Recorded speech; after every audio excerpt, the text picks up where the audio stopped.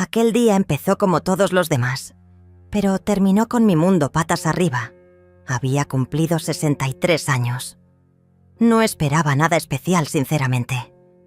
Desde que Fabiano desapareció en 2006, mis cumpleaños se convirtieron en silencios, disfrazados de rutina. Mi hija Sofía insistía en hacerme una torta, traerme flores o, al menos, llamarme con voz alegre para fingir que todo estaba bien. Y yo jugaba el juego, sonreía, le decía que estaba bien, que el tiempo cura todo, que ya no dolía, mentiras necesarias para que ella no cargara con mis fantasmas. Ese día llovía, una lluvia fina, insistente, de esas que no hacen ruido, pero mojan hasta los huesos. Estaba preparando un té en la cocina cuando escuché el timbre. Miré el reloj, eran las 3 de la tarde. No esperaba visitas. Cuando abrí la puerta, no había nadie, solo una caja de cartón, mediana, envuelta con papel marrón. No tenía remitente, ni logos, ni dirección. Solo mi nombre, Isobel, escrito en letras negras, con una caligrafía que reconocí al instante. No podía ser. Mi corazón dio un salto, violento. ¿Esa letra? Era la de Fabiano. No había duda. Cada curva, cada trazo, cada inclinación. Era como si lo estuviera viendo escribir en la mesa del comedor, con su taza de café al lado y su mirada medio perdida. Me temblaron las manos. Cerré la puerta despacio y llevé la caja a la mesa. La observé unos minutos, sin tocarla. El sonido del reloj de pared marcaba los segundos como martillazos. Finalmente respiré hondo y abrí la tapa. Dentro solo había 2 cosas. Una fotografía antigua y un billete doblado en 4. La foto era nuestra. De 2005. Estábamos abrazados, en la playa, riendo. Yo llevaba ese vestido azul que él decía que me hacía ver como si el mar me envidiara. Él tenía el cabello revuelto por el viento y una sonrisa que, en ese momento, yo creía sincera. Esa foto solo existía en un marco de mi mesa de noche. Nunca la digitalizamos, nunca la compartimos. Solo él y yo teníamos una copia. ¿Cómo podía estar ahí? Con el corazón latiendo como un tambor, abrí el billete. La letra era la misma, simple, clara, sin adornos. Decía, ya estoy en casa. Nada más, ni un saludo, ni un nombre. Solo esa frase, y era suficiente para hacerme tambalear. Dejé caer el papel. Me llevé las manos a la boca. Me costaba respirar. ¿Qué significaba eso? ¿Era una broma cruel? ¿Alguien se estaba burlando de mí? ¿O era realmente él? Me levanté de golpe. Sentí una urgencia que no sabía explicar. Revisé la puerta. La cerré con llave. Miré por la ventana. Nadie en la calle. Volví a mirar la caja. Estaba intacta, como si no acabara de abrir un portal a un pasado que juré haber enterrado. Me senté. Cerré los ojos. Imágenes de Fabiano inundaron mi mente. Su voz diciéndome, Isobel, no hay tormenta que yo no enfrente contigo. Su risa. La forma en que me tocaba la espalda cuando pasaba por detrás mío. Pero también recordé los silencios, las ausencias, los días en que no volvía a dormir, el aniversario, que pasó en un viaje de trabajo y nunca explicó. La última vez que lo vi, con una camisa blanca, cerrando la puerta con un «vuelvo en un rato», que jamás se cumplió. Abrí los ojos, volví a leer el billete. «Ya estoy en casa». Era una frase vacía o un mensaje en clave, y yo tenía que descubrirlo. Llamé a Caroline, mi mejor amiga. Le conté todo. Se quedó en silencio unos segundos, y luego dijo, «Eso no puede ser una coincidencia, Isa. Ten cuidado. ¿Querés que vaya?» Le dije que no. Necesitaba estar sola, pero su voz, siempre firme, me dio una especie de ancla. Fui al cuarto de Fabiano. Bueno, el que solía ser nuestro cuarto. Lo mantuve cerrado por años, como si, al no tocarlo, pudiera conservar su olor, su presencia. Lo abrí con lentitud. Todo estaba cubierto de polvo. La cama intacta, el placard cerrado. Caminé hasta el escritorio. Allí estaba su cuaderno negro. Lo abrí. Última anotación. Marzo de 2006. No puedo más con esto, pero no tengo opción. ¿Con qué no podía? ¿Qué opción no tenía? No recordaba haber leído eso antes. Siempre estuvo ahí. De repente una ráfaga de aire me hizo mirar hacia el pasillo. La ventana del fondo se había abierto. Corrí a cerrarla, pero algo en el piso llamó mi atención. Era una hoja doblada que parecía haber sido arrastrada por el viento desde algún rincón olvidado. La recogí. Era otra nota, más antigua, con la misma letra. Si un día desaparezco no es porque te dejé, es porque necesitaba empezar de nuevo. Me caí de rodillas. Las lágrimas brotaron sin permiso. ¿Qué clase de despedida era esa? ¿Por qué no me lo dijo? Volví al comedor. Tomé la caja, la giré. En la base, escrito a lápiz, había una dirección. Una que no reconocía, pero con un detalle espeluznante. La palabra hogar, escrita al lado, como si me estuviera invitando o desafiando. En ese momento decidí algo que no había hecho en casi 2 décadas. Iba a buscarlo. No por él, por mí, por la mujer que fui, por la que soy ahora, porque ya no tenía miedo, porque merecía saber. Pero antes tenía que revisar cada rincón de esta casa. Algo me decía que el mensaje no terminaba ahí, que esto era solo el principio, que Fabiano nunca se fue del todo. Me cuesta recordar exactamente el primer momento en que me enamoré de Fabiano. Tal vez fue la forma en que me miró la primera vez que nos cruzamos en la biblioteca, cuando tenía poco más de 30 y él acababa de mudarse al barrio. O quizás fue cuando me ayudó a cargar una bolsa de naranjas rotas sin decir una palabra, simplemente actuando con esa calma natural que lo envolvía todo. Lo cierto es que, cuando me di cuenta, ya estaba dentro de su mundo. Y él, dentro del mío. Fabiano era magnético. No de esa manera estridente que tienen algunos hombres, sino con un tipo de presencia que llenaba la habitación sin necesidad de hablar. Su voz era baja, grave, y cuando se reía, cosa que hacía a menudo en aquellos días, parecía que el aire se volvía más cálido. Me decía cosas que, en su momento, parecían verdades eternas. Yo no quiero pasar por la vida solo. Te encontré y no pienso soltarte. Cosas así, frases que enmarcaban el alma. Durante los primeros años, nuestra vida fue una coreografía perfecta. Teníamos rituales.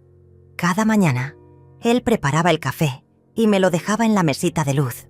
Incluso cuando yo todavía dormía, le gustaba leer el diario en voz alta y comentar noticias como si el mundo girara alrededor de nuestro desayuno. Yo escuchaba, sonreía y le respondía con frases que se volvieron nuestras. Si el mundo arde, al menos lo vemos juntos. Los domingos eran sagrados. Hacíamos caminatas por el parque, comprábamos medialunas en la panadería de la esquina y a veces, si llovía, nos quedábamos en la cama hasta tarde, viendo películas antiguas. A él le encantaban los thrillers franceses, a mí, los dramas italianos. Terminábamos viendo lo que fuera, abrazados, compartiendo el silencio. A veces, solo escuchar su respiración me bastaba para sentirme a salvo.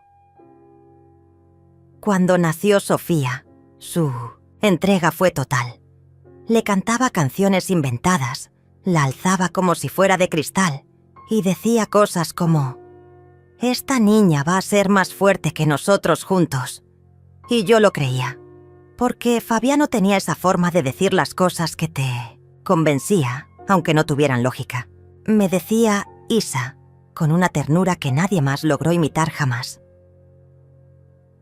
Nuestra casa era modesta, pero llena de detalles que hablaban de nosotros. Libros apilados por doquier, plantas que él se empeñaba en regar aunque yo siempre las olvidara, fotos en blanco y negro colgadas con clips porque nunca terminábamos de enmarcarlas.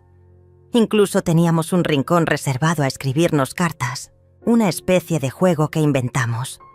Cuando uno tenía algo difícil de decir, lo escribía. Dejaba la carta en la bandeja del escritorio y el otro la leía en silencio. Era nuestra forma de no herirnos con palabras dichas en caliente. Aunque, durante muchos años, esas cartas solo fueron notas amorosas, poemas robados o confesiones pequeñas como «Hoy soñé contigo, te veía a los 80, todavía hermosa». A veces, Fabiano me tomaba de la mano y me decía «No importa qué pase, no te voy a dejar. Pase lo que pase, vas a mirar a tu alrededor y voy a estar ahí». Palabras que, en ese entonces, me hacían sentir la mujer más afortunada del mundo. Hoy, duelen como cuchillas oxidadas. Recuerdo que una vez tuvimos una pelea por una tontería. Yo había olvidado su chaqueta favorita en la tintorería. Él se enojó, pero luego volvió a casa con una nueva diciendo: «Perder cosas solo significa que hay espacio para algo mejor». Esa frase me quedó grabada. Años después, la entendería desde otro ángulo mucho más oscuro. Nunca fue violento, nunca levantó la voz, pero había algo en su forma de mirar cuando estaba molesto que te hacía desear no haber cometido ese error. Aún así, en los primeros tiempos, ese lado suyo casi no aparecía. Era un hombre atento, simpático con los vecinos, solidario. Ayudaba a arreglar caños, a cambiar focos, a podar árboles. Todos lo querían, todos lo admiraban. A veces me sentía en una novela, la esposa del hombre ideal. Sofía creció en medio de ese ambiente amoroso. Jamás presenció una discusión. Él le leía cuentos antes de dormir. Cocinaba con ella los sábados. Y cuando cumplió 15, le construyó una biblioteca entera solo para sus novelas favoritas. Yo lo miraba hacer todo eso con una mezcla de orgullo y gratitud. ¿Cómo podía haber tenido tanta suerte? Los viajes fueron pocos, pero intensos. A Fabiano no le gustaba dejar la casa sola. Decía que las paredes hablan cuando no estamos y que prefería escucharlas siempre. Así que nuestras vacaciones eran a lugares cercanos. Una cabaña en el bosque, un hotel perdido en la sierra, una posada junto al río. Siempre con su cámara colgada al cuello, registrando instantes que luego imprimía y pegaba en un álbum que tituló Nuestra línea de tiempo. Había algo hipnótico en su capacidad de hacerte sentir única. Me escribía cartas, incluso cuando no tenía por qué. Me dejaba post-its en la heladera. Hoy soñé que volvíamos a casarnos. Sí, otra vez. O me regalaba pequeñas cosas sin motivo. Una flor silvestre, un libro viejo, una caja de música con nuestra canción. Siempre decía que los grandes gestos eran para la gente que no sabía sostener lo cotidiano. Y él sostenía. O eso creí. Incluso nuestras peleas parecían coreografiadas. Nunca duraban mucho. Él sabía cuándo pedir perdón, cuándo callar, cuándo abrazar. Tenía ese arte de desactivar la tormenta con un susurro. Yo, enamorada, cedía. Pensaba que así era el amor, que lo nuestro era real, que sobreviviríamos a todo. ¡Qué ingenua! Mamá solía decir que el amor verdadero te hace sentir en casa, incluso cuando estás perdido. Y yo, con Fabiano, siempre me sentí en casa. Por eso su desaparición me dejó en ruinas. Porque no se llevó solo su ropa y sus fotos. Se llevó mis cimientos, mi mapa emocional, mi brújula. Se llevó mi idea de futuro. Y sin embargo, durante aquellos primeros años, nunca imaginé que algo pudiera romperse. Si alguien me hubiese dicho que ese hombre, el de las cartas, los cafés, las risas compartidas, era capaz de abandonarme sin una palabra, lo habría llamado loco, porque Fabiano me miraba como si yo fuera su salvación. Me decía que sin mí no sería nadie, que si alguna vez me perdía, él caminaría el mundo para encontrarme. Palabras, promesas que hoy sé que eran ecos huecos, pero en ese entonces eran mi verdad, mi escudo, mi refugio. Vivíamos una mentira bellísima, y yo era la protagonista feliz de una obra que él ya había empezado a desmontar desde mucho antes de que me diera cuenta.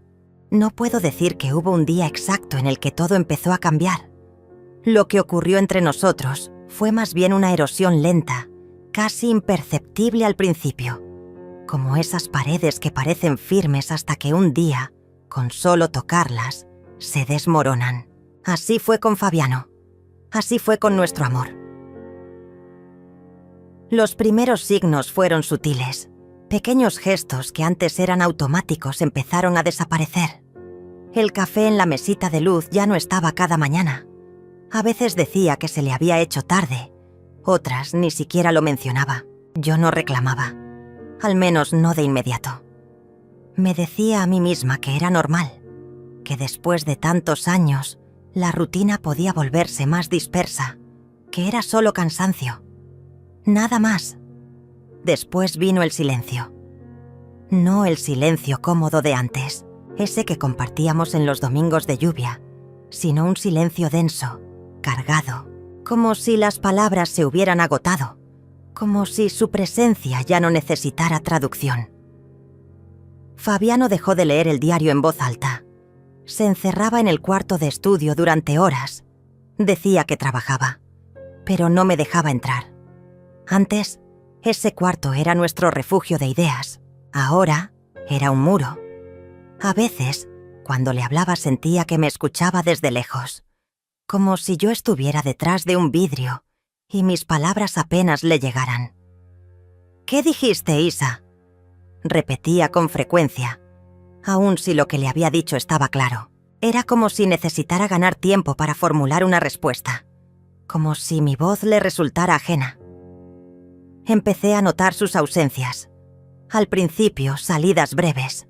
Después, noches que llegaban más tarde. No siempre con explicaciones convincentes. Me encontré con Juan. Estuve en la ferretería. Se me hizo tarde en el taller. Pero algo en su tono no encajaba.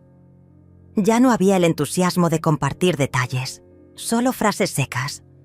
Un día lo vi mirar su celular con una expresión que no reconocí. No de preocupación, ni de urgencia. Era otra cosa. Como si alguien del otro lado de la pantalla le ofreciera una vida distinta. Y cuando me acerqué, lo guardó con rapidez.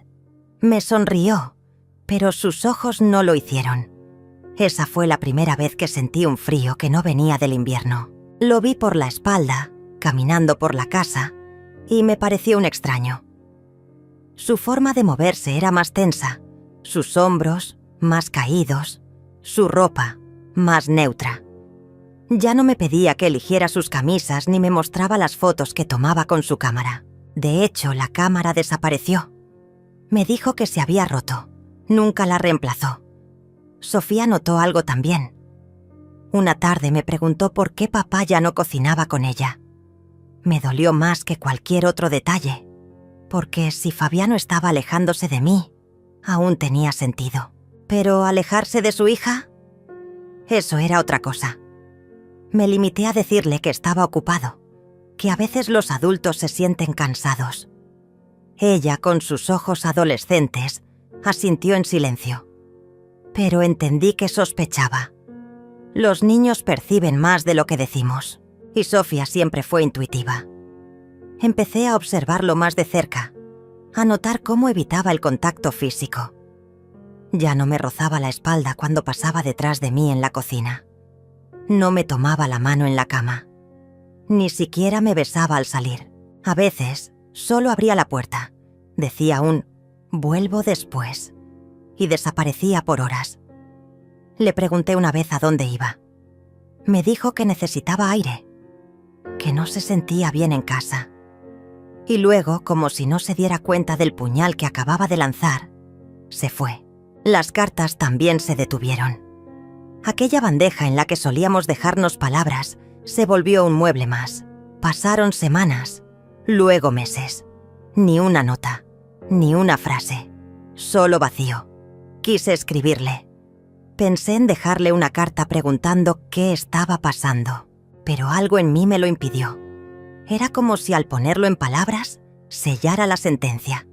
Como si al escribir ¿qué nos está pasando?, reconociera que ya no había un nosotros. Su perfume cambió. Ya no era el aroma amaderado que me abrazaba por las mañanas. Ahora olía a algo más fuerte, más invasivo, más artificial, como si intentara cubrir algo. Y con ese nuevo perfume vino también un nuevo lenguaje corporal. Evitaba mis ojos. Se ponía nervioso cuando me acercaba. Su celular siempre estaba en silencio, boca abajo, con una clave que antes no existía. Una noche, mientras él dormía, me levanté y lo observé.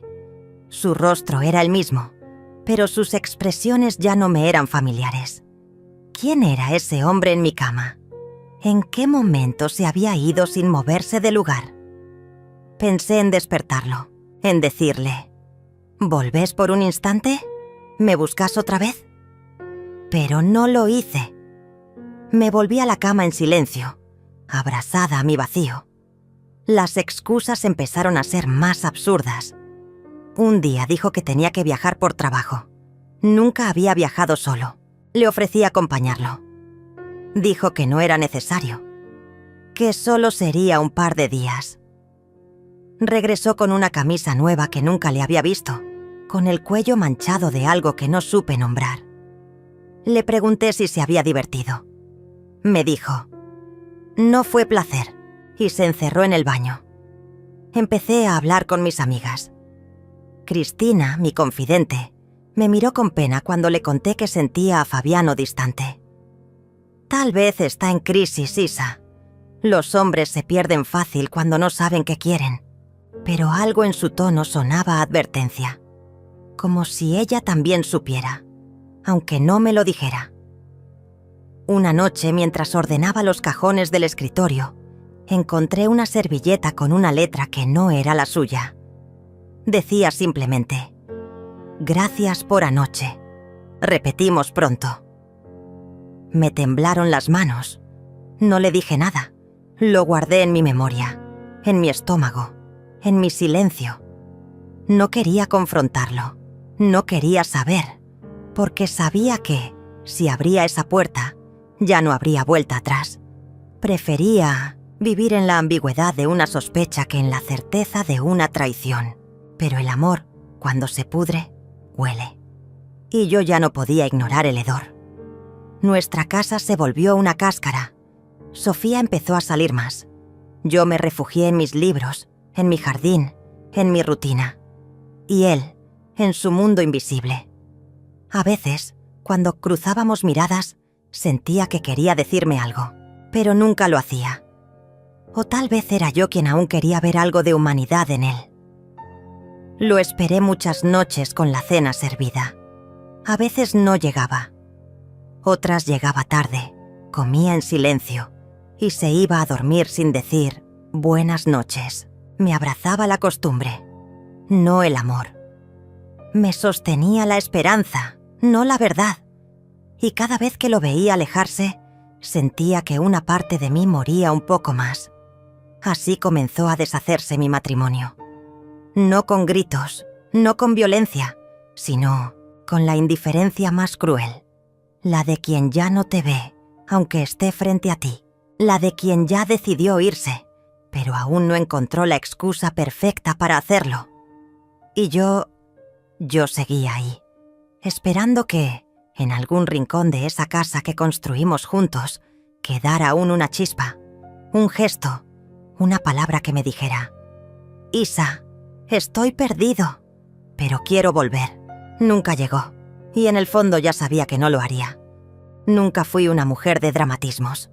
Aprendí, desde joven, a resolver las cosas con calma, con lógica, con esa firmeza silenciosa que muchas veces es la única herramienta que tenemos las mujeres para no derrumbarnos. Pero hay momentos en la vida en los que ni el autocontrol más severo puede salvarnos del dolor. El día que Fabiano me humilló fue como una grieta abierta en el pecho, una herida que nunca pedí, pero que me dejó desnuda frente a todos y frente a mí misma. Sucedió un sábado. Era el cumpleaños número 18 de nuestra hija Sofía. Llevábamos semanas organizando todo. Ella quería algo sencillo, pero especial. Una tarde en casa, con sus amigos más cercanos, la familia, una cena ligera y música suave. Me encargué de cada detalle. Los bocadillos que le gustaban, las fotos que seleccionamos juntas para colgar, en el jardín, las luces que colgaban como estrellas pequeñas sobre las mesas. Cristina me ayudó con todo. Y aunque mi corazón estaba inquieto, me obligué a centrarme en el momento. Era un día para Sofía. No para mis dudas, no para mis miedos, para ella. Fabiano no participó en la organización. No preguntó, no opinó, no ayudó. Solo dijo con voz cortante: estaré. Como si su presencia fuera una carga, como si asistir al cumpleaños de su propia hija fuera un favor. Lo esperé toda la tarde. Mientras recibíamos a los invitados, yo revisaba el reloj. Las 6, las 7, las 8. Nada. Sofía me miraba de reojo, intentando disimular su decepción. Seguro viene más tarde, mamá. Debe estar atrapado con algo. Le sonreí. Mentí para protegerla. Para protegernos. A las 8:30 llegó, con una camisa que nunca había visto, perfumado con ese aroma invasivo que ya no me decía nada. No traía regalo, ni una flor, ni una carta, nada. Solo entró, saludó con frialdad a algunos y se sirvió una copa de vino. Ni siquiera buscó a Sofía. Fue ella quien se acercó, tímida, con una sonrisa forzada. «Papá, pensé que no venías». Él respondió con un beso en la mejilla, sin mirarla a los ojos. No me iba a perder esto. Pero su cuerpo decía otra cosa. Su postura, su indiferencia, su distancia. Gritaban que no quería estar ahí. Durante la cena se sentó lejos de nosotras, con unos primos lejanos, con gente con la que apenas hablaba. Yo lo observaba desde el otro extremo del jardín, rodeada por las amigas de Sofía, fingiendo una tranquilidad que me estaba desgarrando por dentro. Cristina notó mi rigidez. Me tocó la mano, con esa mirada que no necesitaba palabras. «Estoy aquí», decían sus ojos. Me aferré a eso. Llegó el momento del pastel. Todos reunidos, luces bajas, risas. Sofía pidió que estuviéramos los tres juntos para soplar las velas. Se acercó a mí, me tomó de la mano y luego miró a su padre. «¿Venís?» Fabiano dudó. Literalmente dudó. Como si no supiera si debía unirse. Finalmente se acercó, pero sin ganas. Nos posicionamos frente al pastel y cuando todos empezaron a cantar, él sacó su celular. En medio de ese instante tan nuestro, tan íntimo, tan esperado por nuestra hija. Él se apartó, atendió una llamada y se alejó. El silencio fue brutal. Las voces murieron en segundos. Sofía lo miró irse con los ojos cristalinos. Yo sentí que me faltaba el aire. Todos nos observaban. La familia, los amigos. Yo no sabía dónde meterme. Tomé la mano de mi hija y le dije: «Sopla, amor, hacelo por vos». Ella lo hizo, en silencio. El humo de las velas se mezcló con su decepción. Cuando él volvió, después de 10 minutos, no pidió disculpas. Solo dijo: «Era importante». Me acerqué a él, no con furia, sino con una dignidad que me costó cada músculo del cuerpo. «¿Era más importante que tu hija?», Pregunté en voz baja. Él me miró, con esa frialdad que ya le era habitual, y dijo: «No empeces ahora, no arruines la noche». La noche ya estaba arruinada, por él, por su ausencia, aún estando presente. Cristina se me acercó después. Me abrazó sin decir nada. «No tenés que aguantar esto, Isa», me susurró. Pero yo ya no sabía si tenía fuerzas para no aguantar, porque a veces resistir es lo único que queda cuando todo lo demás se derrumba. Fabiano se fue temprano. Dijo que estaba cansado. No esperó el brindis, ni las fotos, ni el momento en que Sofía abrió los regalos. Yo lo vi subirse al auto y desaparecer en la noche. Y supe, en ese instante, que ya no había marcha atrás, que algo dentro de mí había muerto. No era tristeza, era algo más profundo. Era el duelo por un amor que ya no existía. Esa fue la primera vez que sentí vergüenza, no por mí, sino por él, por lo que se había vuelto, por la figura hueca que ocupaba un espacio sin sentido. Y al mismo tiempo, supe que ya no lo necesitaba, que si él había elegido irse, aunque aún viviera bajo el mismo techo, yo también podía elegir seguir. Esa noche, cuando todos se fueron, recogí los restos de la fiesta sola. Sofía se encerró en su cuarto. No lloró, al menos no delante de mí. Pero sé que lo hizo. Lo supe por la forma en que al día siguiente evitó hablar del tema, por cómo se refugió en la música, en sus libros, en sus auriculares, como yo me refugié en el silencio. Guardé los platos, apagué las luces y me senté en la oscuridad del comedor. Miré la silla vacía donde Fabiano debería haber estado y por primera vez deseé que no volviera. No sé cuánto tiempo pasé ahí. Solo recuerdo que, al levantarme, tomé una decisión. No lo confrontaría. No le pediría explicaciones. No le suplicaría amor. Porque entendí que pedir amor es la forma más cruel de humillarse. El amor no se ruega. Se siente. O no se siente. Y él ya no lo sentía. Los días siguientes fueron una prueba de resistencia. Compartíamos la casa como dos extraños. Él se levantaba temprano, salía sin decir adiós. Yo lo evitaba. Nos cruzábamos apenas en los pasillos. No discutíamos, no hablábamos, no éramos. Sofía también se sumió en su propio mundo. Me dolía verla así, pero sabía que no podía forzar una sanación que aún no llegaba. Nos unía el silencio, un silencio lleno de preguntas que nadie se atrevía a formular. Una tarde, Cristina vino con una botella de vino. «No vengo a hablar de él», me dijo al entrar. «Vengo a hablar de vos». Lloré por primera vez en semanas. Lloré como una nena, como una mujer rota. Y en ese llanto encontré algo de alivio, porque cuando el cuerpo ya no puede soportar más, llora por donde puede. A partir de ese día, algo dentro de mí empezó a moverse. No era fuerza aún, era apenas un murmullo, una voz lejana que me decía: «Isa, no te perdiste, solo te quedaste esperando demasiado». Y tenía razón. Yo había esperado a Fabiano durante años, pero ya no más.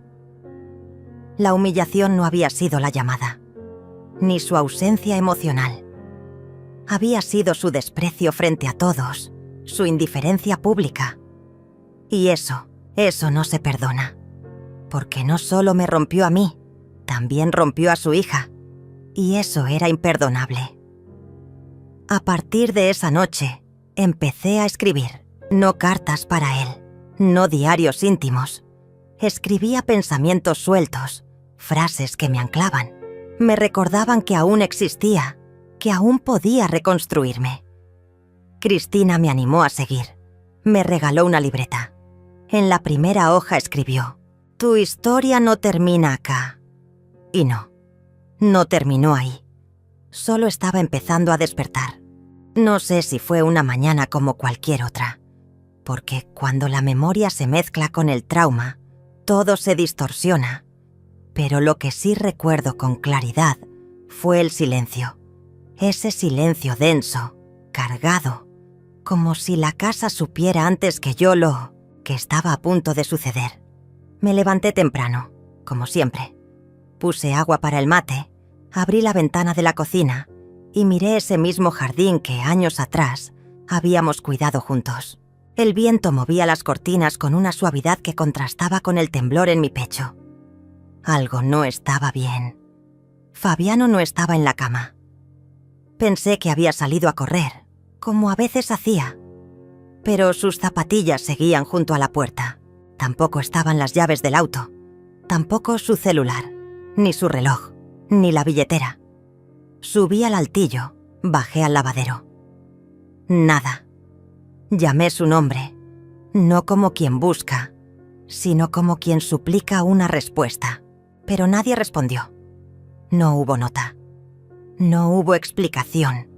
Solo ausencia. Esa ausencia cruda, que no deja lugar a dudas. Porque cuando alguien desaparece con premeditación, el vacío que deja tiene forma. Y yo la sentí. Una forma exacta, cruel, fría. Él se había ido, sin despedirse, sin mirar atrás. Durante los primeros minutos no reaccioné. Me quedé parada en medio del pasillo, con las manos temblando y el alma estrujada. Mi primer impulso fue pensar que algo le había pasado. Llamé a su trabajo. No se había presentado. Llamé a su hermano. No sabía nada. A su madre. Tampoco. Revisé los cajones. Me faltaban documentos. El pasaporte. Algunos papeles de cuentas. Me invadió una angustia tan violenta que caí de rodillas. Literalmente. Como si mi cuerpo ya no pudiera sostenerme. Llamé a Cristina. Tardó 7 minutos en llegar. Me encontró sentada en el suelo, abrazada a mí misma. Se fue, le dije. ¿Estás segura?, preguntó con esa voz que ya intuía la verdad. No dejó nada. No está su pasaporte, ni su ropa. Nada. No está. Ella me abrazó, me sostuvo, me ayudó a ponerme de pie. Y ahí empecé a llorar. Pero no era un llanto de tristeza. Era algo más primitivo. Era desgarro. Era furia. Era la certeza de que había sido abandonada. Las horas siguientes fueron un torbellino. Fui a la comisaría. Hice la denuncia. Desaparición voluntaria.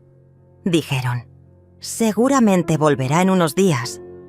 No, respondí. No volverá. Nadie entendía. Porque cuando alguien se va así, no hay retorno. No hay duda. Se fue porque quiso, porque planeó hacerlo, porque ya no le importaba lo que dejaba atrás. Sofía llegó a casa esa tarde. Venía de la universidad. La vi entrar con su mochila, sus auriculares puestos, su sonrisa apagada. Le preparé un té. Me senté frente a ella. No sabía cómo decírselo. No había forma amable. No había manera de endulzar esa herida. Así que fui directa. ¿Tu papá se fue? Ella parpadeó confundida. ¿Cómo que se fue? Me miró, esperando que dijera que era una broma, una exageración. Desapareció. Hoy a la mañana. No está. No dejó aviso. Su rostro se transformó. El gesto de niña herida, de mujer joven rota. ¿Por qué?, preguntó apenas en un susurro. No supe qué responderle. Porque no fue capaz de quedarse, dije. Porque no tuvo el coraje de enfrentar lo que rompió. Ella no lloró, no gritó, solo se encerró en su cuarto. Y esa indiferencia dolía más que cualquier lágrima. Esa noche no dormí. Caminé por la casa como un alma en pena. Miraba sus fotos, su taza de café, su lado del armario. Todo seguía ahí. Y al mismo tiempo, ya no había nada. Llamé a conocidos, amigos. antiguos compañeros. Nadie sabía nada. O al menos eso decían. Me empecé a obsesionar. Pensé en revisar cámaras de seguridad. Pensé en contratar a alguien. Pero me detuve. ¿Qué iba a encontrar? ¿Una verdad que no quería saber? Pasaron los días, luego las semanas. Lo declararon desaparición voluntaria. El expediente se cerró sin novedades. Algunas personas murmuraban. Tal vez tenía otra familia. Quizás estaba metido en algo raro. Capaz que necesitaba empezar de nuevo. Yo escuchaba todo. Pero no decía nada, porque en el fondo ya lo sabía. No había misterio, solo cobardía. Fabiano no se había perdido. Fabiano se había fugado. Y aún así, no pude evitar buscarlo. Me volví adicta a los foros, a los grupos de personas desaparecidas, a las noticias de gente que había abandonado su vida. Buscaba patrones, indicios, nombres. En una de esas búsquedas encontré algo. Un auto similar al de él, visto en otra provincia. Una cámara de peaje lo había captado. No era una prueba concluyente, pero bastó para confirmarme que estaba vivo. Que simplemente se había ido. Cristina me advirtió. No te obsesiones. No vas a encontrar paz en una explicación, solo en vos misma. Pero yo necesitaba entender. No por él, por mí. Porque el abandono sin explicación es una forma de tortura. Y yo ya había soportado demasiado. Sofía también empezó a cambiar. Se volvió más reservada, más fuerte en apariencia. Pero yo la conocía. Sabía que debajo de esa coraza había una niña rota. A veces la escuchaba llorar por las noches. No decía nada. Solo me sentaba fuera de su puerta, en silencio, haciendo guardia con mi amor. Pasaron 3 meses, luego 6, luego 1 año. La vida, dicen, sigue. Pero no es verdad. La vida se arrastra cuando el alma está herida. Aún así, empecé a reconstruir rutinas. Volví al centro comunitario. Hacía manualidades. Tomaba clases de yoga con Cristina. Empecé a salir a caminar sola. Cambié las cortinas. Pinté la pared del living. Cambié la cerradura. Porque aunque no lo dijera, en el fondo temía que un día, sin aviso, él volviera. Y yo ya no quería que esa puerta se abriera para él. Los vecinos dejaron de preguntar. La familia dejó de llamarlo. Era como si Fabiano se hubiera evaporado. Pero yo lo sentía en cada rincón, en cada silencio, en cada pregunta que nadie hacía. Una tarde, mientras limpiaba un armario, encontré una carta vieja. Una que él me había escrito años atrás, cuando cumplimos 20 años de casados.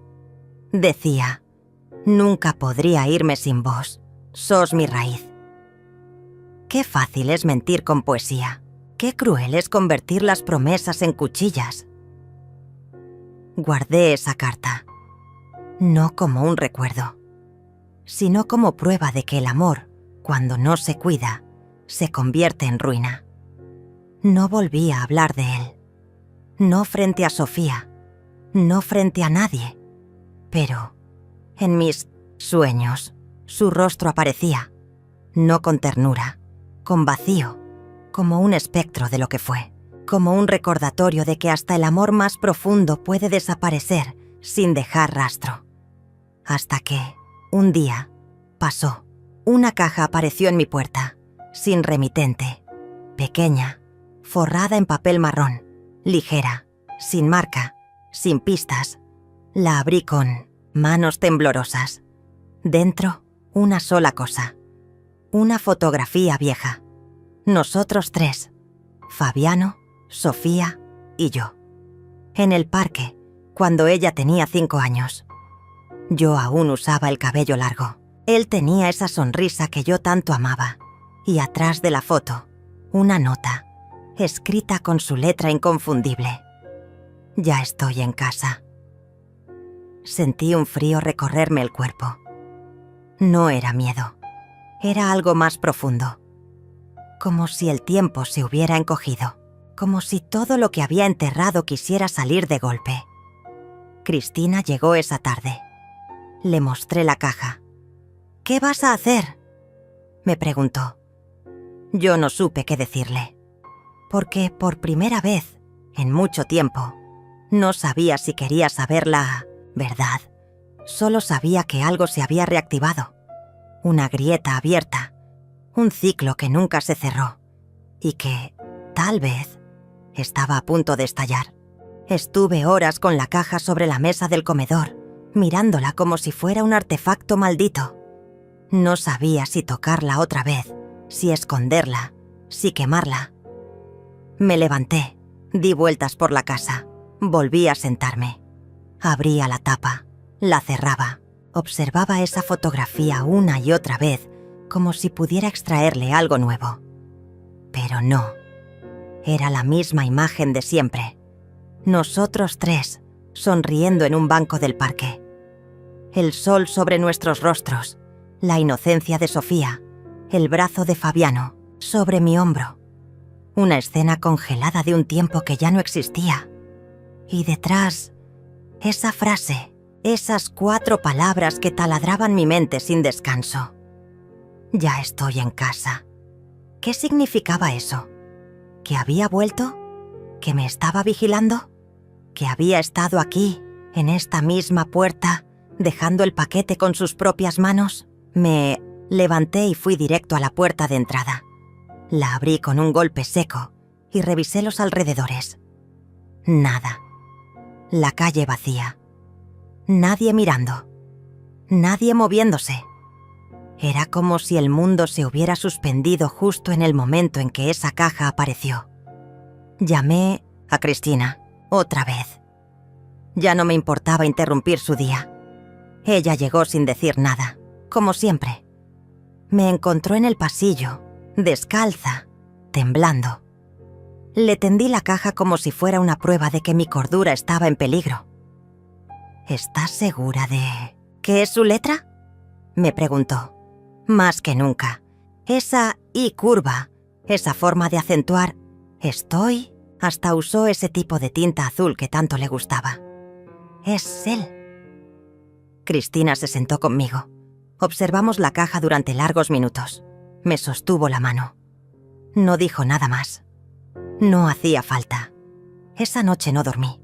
Caminé por toda la casa, encendiendo y apagando luces, abriendo cortinas, revisando cerraduras.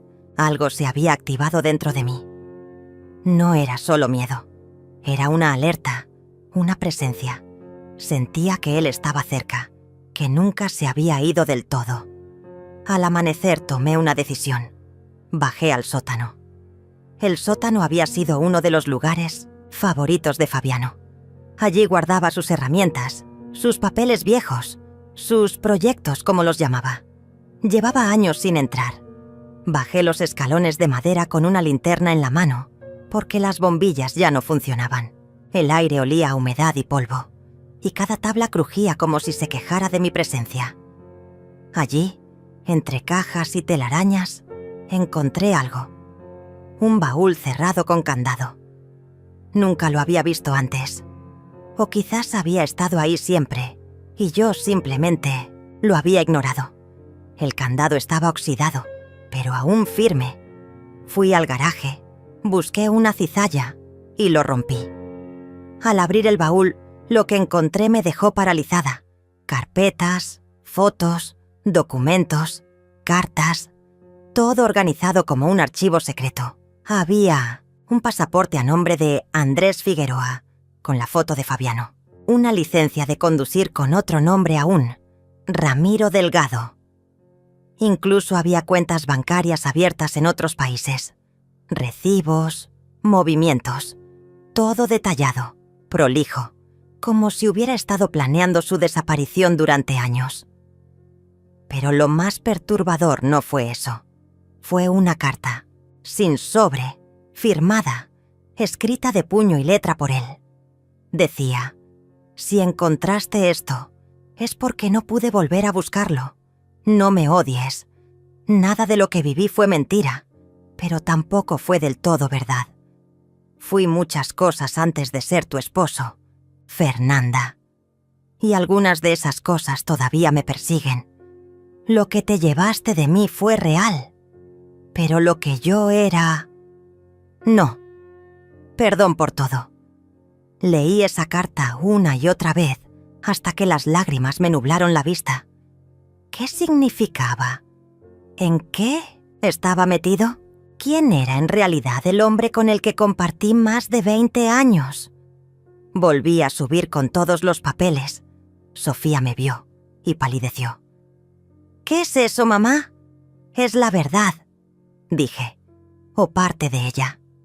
Pasamos la tarde revisando los documentos. Encontramos movimientos en cuentas extranjeras, nombres de ciudades en las que nunca estuvimos, una foto de un niño que no reconocimos y luego una postal, antigua, con una fecha del año 1994. En el reverso, escrito a mano: «Siempre supiste cómo desaparecer». No tenía firma, pero sí un detalle escalofriante: el dibujo de una casa, la nuestra, tal como era antes de las remodelaciones. Me sentí observada. Me sentí traicionada de nuevo.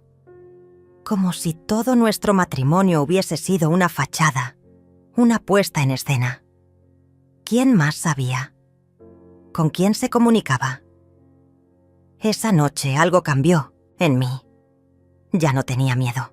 Tenía rabia, determinación. Necesitaba respuestas. Y ya no esperaba que él me las diera. Volví a la caja, busqué debajo del forro, revisé los dobleces.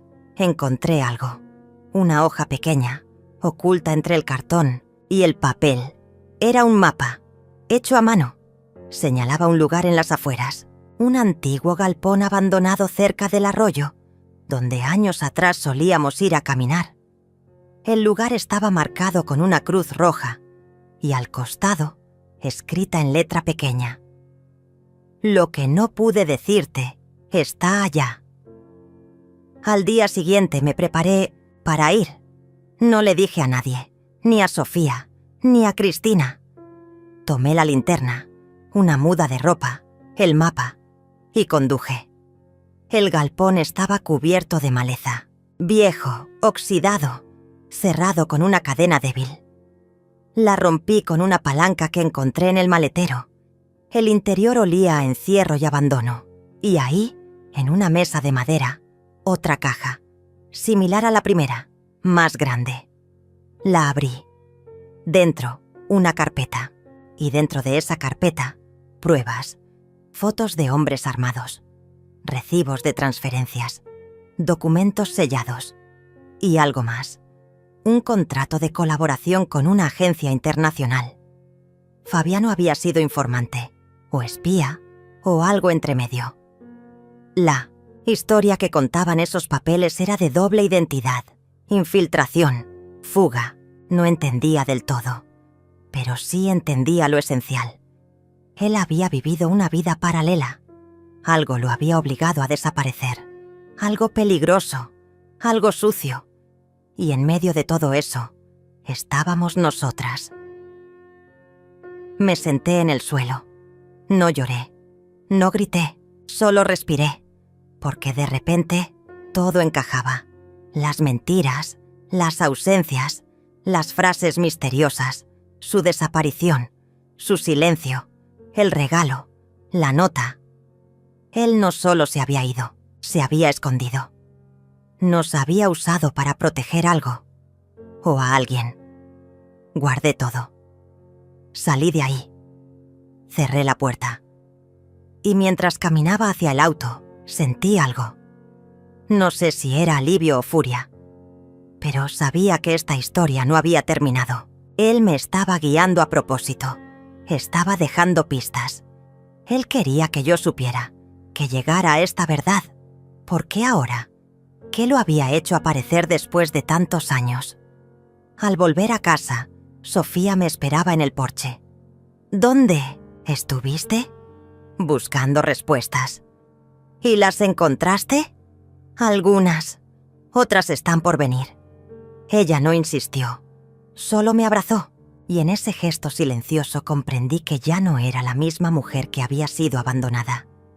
Ahora era otra, una que sabía más, una que ya no esperaba, una que, aunque aún temblara por dentro, había recuperado el control de su historia.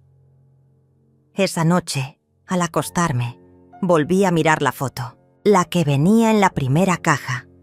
Noté algo nuevo, algo que antes no había visto. En el banco, detrás de nosotros, había una sombra, una figura borrosa, desenfocada, un hombre, mirando directo a la cámara. Y por primera vez supe que alguien más había estado ahí con nosotros ese día.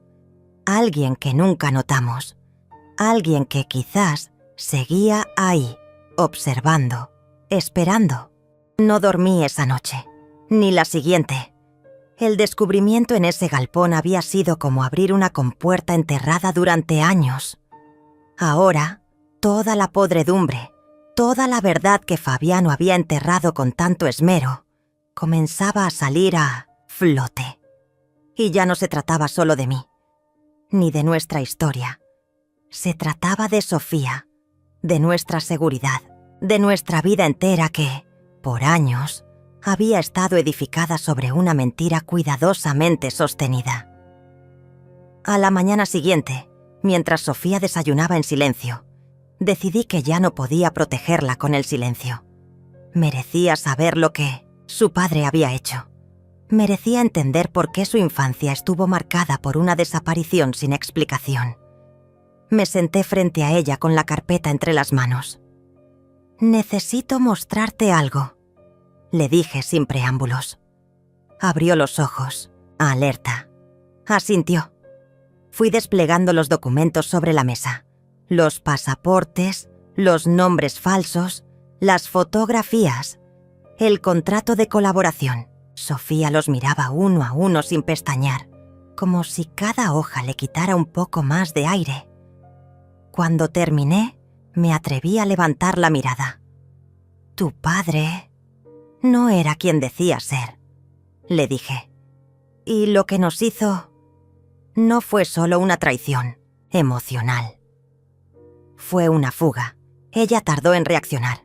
Se levantó, caminó por la sala, se detuvo frente a la ventana. «¿Por qué nunca me contaste que había una posibilidad de que él estuviera vivo?» «Porque no la había, hasta ahora. Él se aseguró de que creyéramos lo contrario». Volvió a sentarse. Tomó una de las fotos con las manos temblorosas. En ella Fabiano aparecía con otra mujer y un niño. «¿Quiénes son?», susurró. «No lo sé», respondí con honestidad. «Pero lo voy a averiguar». Ese fue el punto de inflexión. El momento en que decidí ir hasta el fondo. Ya no bastaba con descubrir pedazos sueltos. Necesitaba reconstruir el rompecabezas completo. Quería saber quién había sido Fabiano antes de ser mi esposo. ¿Qué lo había llevado a construir una doble vida? ¿Y por qué, de repente, había decidido dejar pistas de su paradero? ¿Era culpa? ¿Era una advertencia? Contacté a un investigador privado. Le entregué todo el material. Le pedí discreción absoluta. Mientras tanto, Cristina me ayudaba a ordenar cronológicamente los documentos. Descubrimos que durante los años 90, Fabiano había viajado a Paraguay, Bolivia, Colombia y Perú. Y en cada país había dejado un rastro leve pero visible. Cuentas bancarias, facturas de hoteles, incluso una infracción de tránsito en Lima bajo el nombre de Carlos Navarro. Cristina fue la primera en decirlo en voz alta. «Esto no es un hombre común escapando de una vida aburrida. Esto es una red, una operación. Y si él está implicado, entonces todavía corre peligro. Y tú también». El investigador me llamó una semana después. Tenía información. Nos reunimos en un café discreto en el centro. Era un hombre delgado, de rostro afilado, mirada incisiva. Me mostró una serie de documentos recientes. Había rastreado una de las cuentas que aún se mantenía activa, en nombre de Arturo Vallejos. Había realizado una transferencia hacía apenas 3 semanas, desde Buenos Aires. ¿Cree que está allí?, pregunté. No solo eso, dijo. Encontré una propiedad a su nombre, un pequeño departamento en Palermo, y según el portero del edificio, alguien con sus características entra y sale con regularidad, siempre solo, siempre en horarios distintos, pero nunca permite visitas. Mi corazón comenzó a latir con fuerza. Fabiano no solo estaba vivo, estaba cerca y me estaba observando. Había dejado que lo encontrara. Le pedí al investigador la dirección exacta. Me la escribió en un papel. Lo doblé y lo guardé en mi bolso. No le dije a nadie, ni siquiera a Cristina. Esa noche preparé una pequeña maleta, le dejé una nota a Sofía y tomé el primer bus hacia Buenos Aires. El viaje fue largo, 16 horas de pensamientos entrecortados, recuerdos que se mezclaban con teorías, imágenes que me atormentaban. Lo que más me dolía no era haber sido engañada. Era pensar que había amado a un hombre que nunca existió. Llegué al edificio al amanecer. Era moderno, discreto. No levantaba sospechas. Me senté en un banco frente a la entrada, cubierta con un pañuelo, gafas oscuras, fingiendo ser una mujer cualquiera esperando un taxi. Pasaron horas, gente entrando y saliendo, parejas, ancianos, un repartidor. Y entonces lo vi. Cabello más blanco, más delgado. Pero era él, Fabiano. Caminaba con paso firme, pero miraba hacia todos lados. Llevaba una bolsa de pan en una mano. Entró sin mirar atrás. Me temblaban las piernas. No podía moverme. Tenía que haberme acercado, gritado su nombre. Pero no lo hice. No aún. Quería ver más, saber más. Esperé a que saliera de nuevo. Volvió a salir al mediodía. Esta vez lo seguí. Lo vi entrar a una pequeña cafetería. Se sentó solo, pidió un café, sacó un cuaderno y comenzó a escribir. Observaba a su alrededor constantemente, como si esperara que alguien lo reconociera. No me acerqué. No aún. Regresé al día siguiente. Y al otro. Durante 3 días lo seguí, en silencio, observando, aprendiendo sus movimientos. Necesitaba asegurarme, necesitaba estar preparada. Y entonces lo confronté.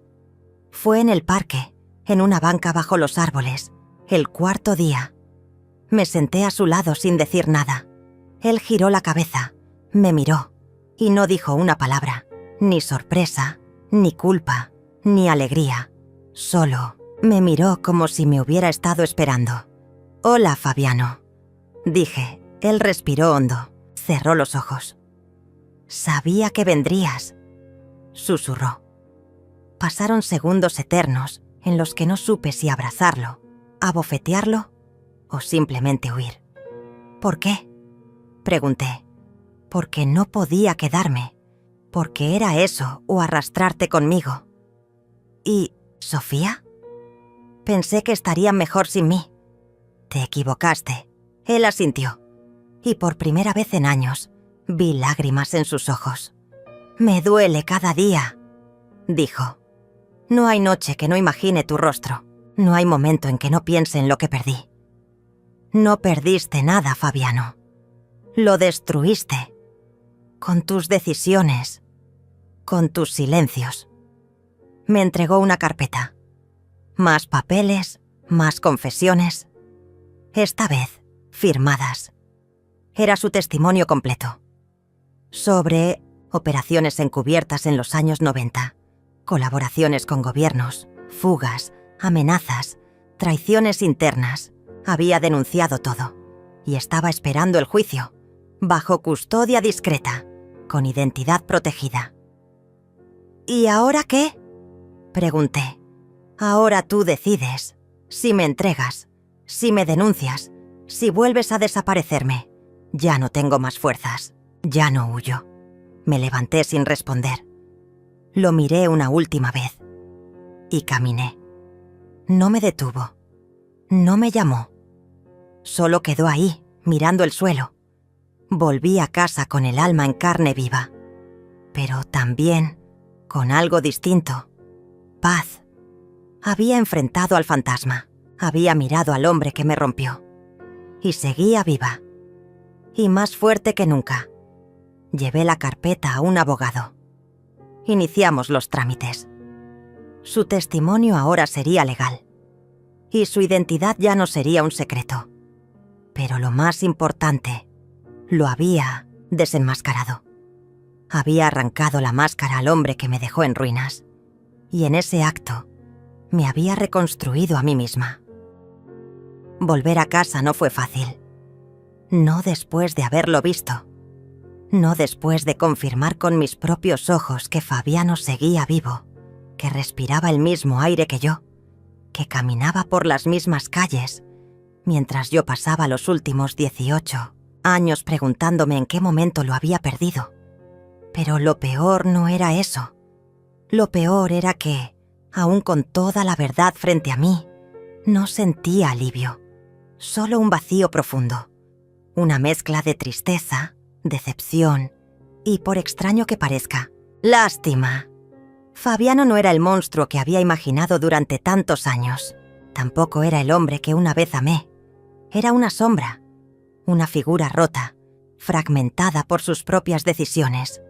Un hombre que había optado por la fuga como forma de vida. Pero yo no. Yo me quedé. Yo enfrenté el dolor, día tras día.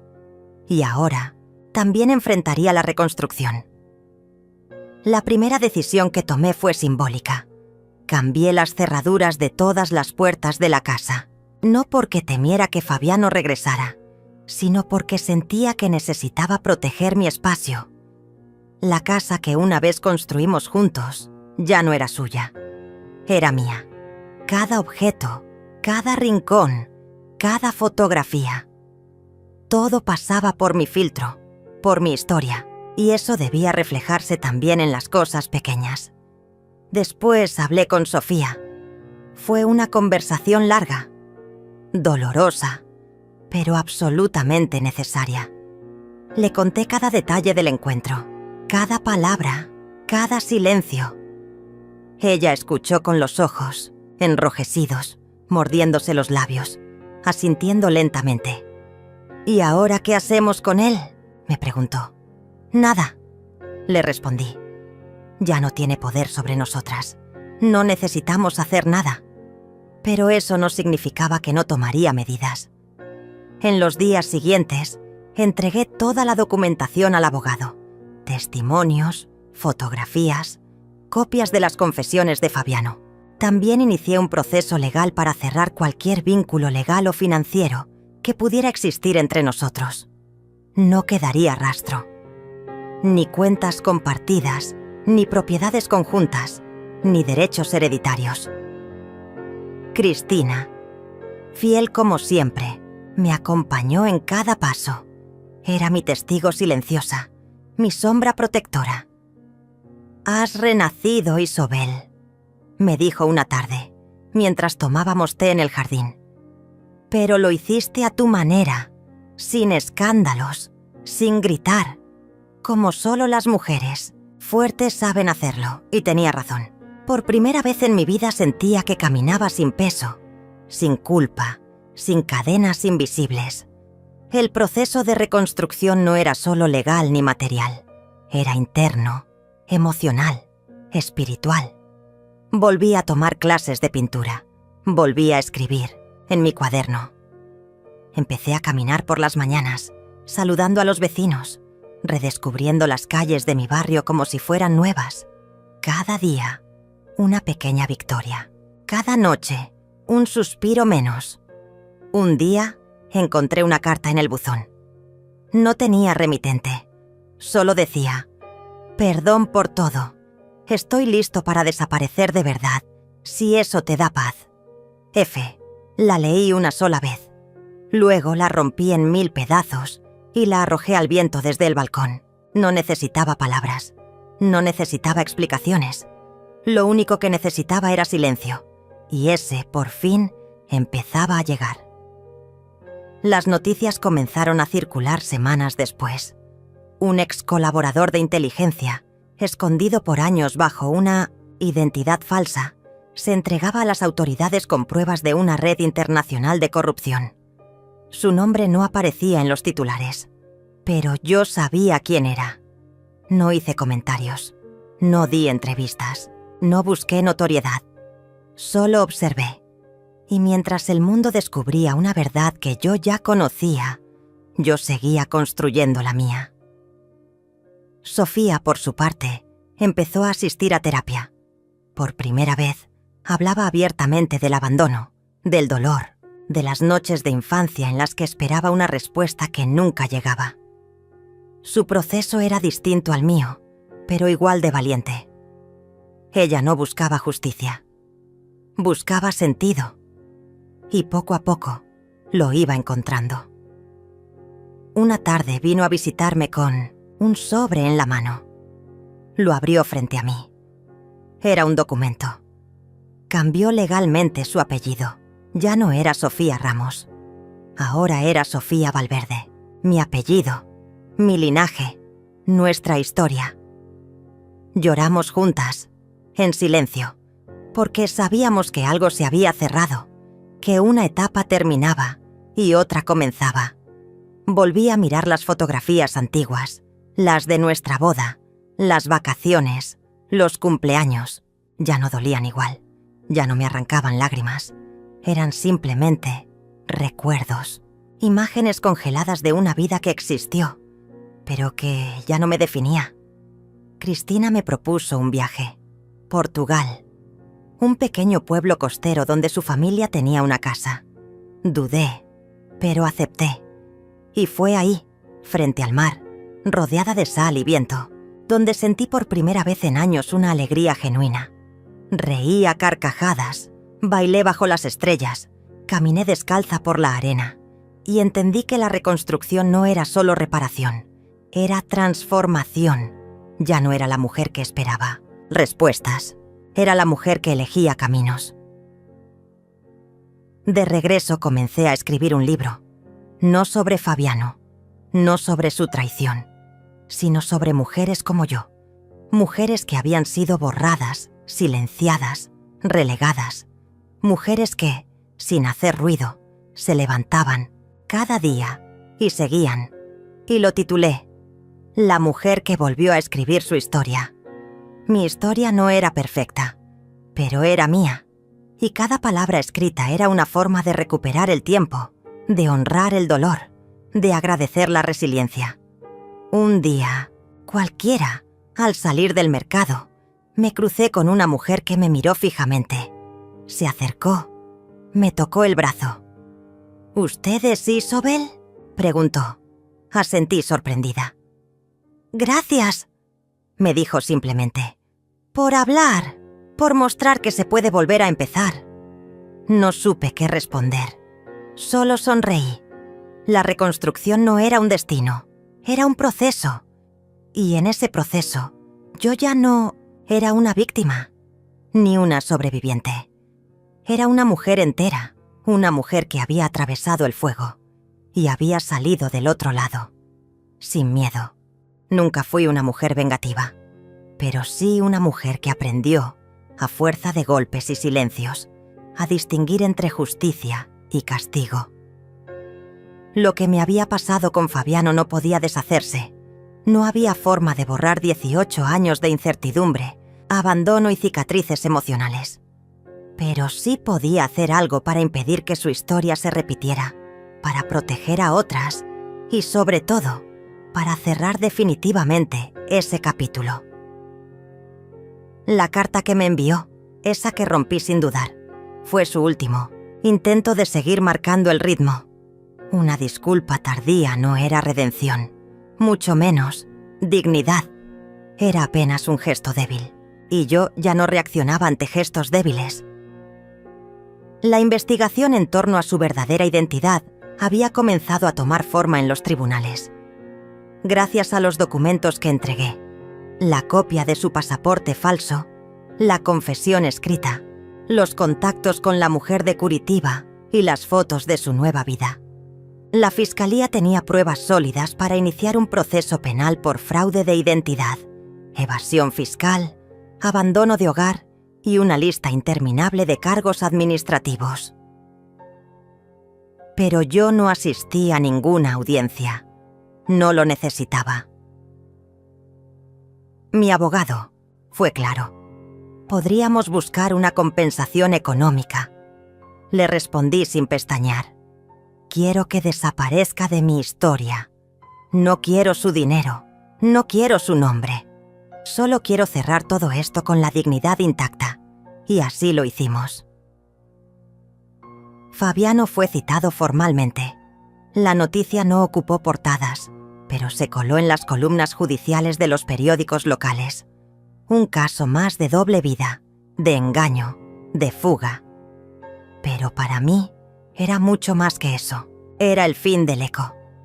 Un día recibí un mensaje inesperado. Venía de un número desconocido. No era de Fabiano. Era de Ana Lucía, la mujer con la que él había formado su segunda vida. «Necesito hablar con usted. Me dijo que usted sabía todo. Me mintió durante años». Podía haberla ignorado, pero algo en mí, no sé si compasión o instinto de cierre, me hizo responder. Acordamos vernos en un café pequeño, lejos de miradas, lejos de mi barrio, lejos de mi nueva calma. Ella llegó antes que yo. Era más joven que yo, bastante. Pero no era ingenua. Tenía ojeras, el rostro marcado por días sin dormir. Tenía el gesto roto. «Lo echaré de la casa hoy», me dijo sin rodeos. «No puedo seguir viviendo una vida que fue construida sobre mentiras», asentí. No necesitaba decirle más. ¿Sabía que me presentó como viudo? ¿Que su esposa había muerto en un accidente? El aire me cortó por dentro, pero no reaccioné. Ya nada me sorprendía. A veces pienso que él realmente cree sus propias historias, le dije, como si se las repitiera tanto que ya no pudiera distinguir lo real de lo inventado. Ana Lucía bajó la mirada. Tenía lágrimas contenidas. No lloró. No frente a mí. «Gracias por decirme la verdad. Nadie más lo habría hecho».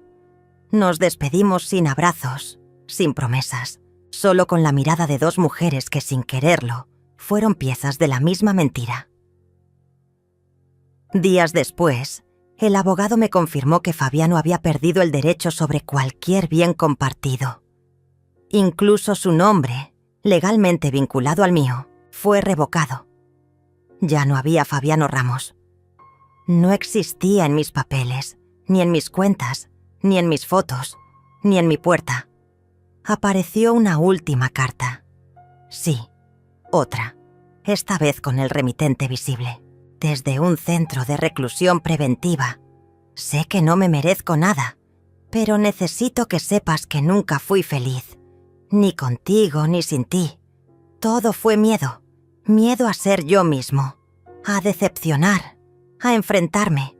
Perdón por haber sido tan cobarde. No, la rompí. La guardé. No por nostalgia, sino como testimonio.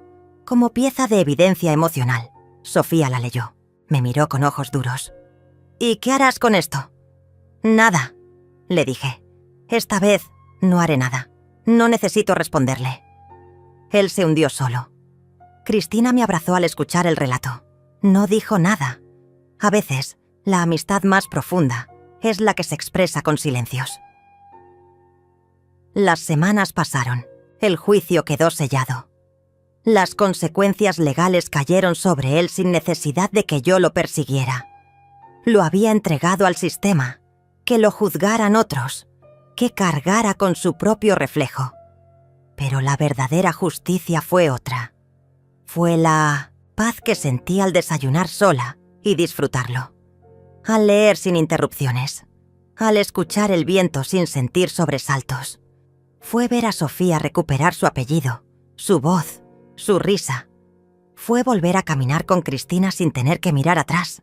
fue mirar mi reflejo en el espejo y encontrarme entera. Una noche, sentada en la terraza, escribí en mi diario algo que sellaba ese capítulo con tinta firme. Ya no espero respuestas.